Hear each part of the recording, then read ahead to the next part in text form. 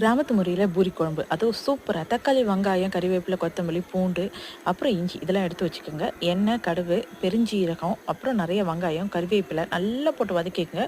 அதுக்கப்புறம் இஞ்சி பூண்டு பச்சை மிளகாய் இதெல்லாம் போட்டு நல்லா வதக்கணும்.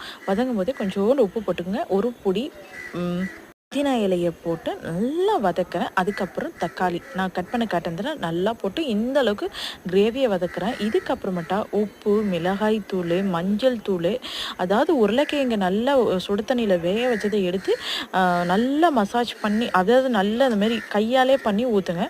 ஒரு 3 கிளாஸ் தண்ணி ஊற்றினா போதும். ஒரு 4 பேருக்கு அப்படின்னா 3 கிளாஸ் தண்ணி போதும். ஸோ நல்லா கையில் மசிச்சு விட்டு ஒரு 3 கிழங்கு வந்து நல்லா அது மாதிரி போட்டு கொதிக்க விட்டு போடுங்க. நல்லா முட்டை வரும். அந்த டைமில் கொத்தமல்லி இன்னும் கொஞ்சம் போட்டு கொஞ்சோண்டு தேங்காய் அரைச்சி ஊற்றுனீங்கன்னா அவ்வளோ டேஸ்ட்டாக இருக்கும். அதுவும் நான் பூரி அட்டகாசமாக செய்வேன். அது செம்ம டேஸ்ட். மறக்காமல் சப்ஸ்கிரைப் பண்ணுங்கள். எனக்கும் நீங்கள் ட்ரை பண்ணி சப்போர்ட் பண்ணுங்கள்.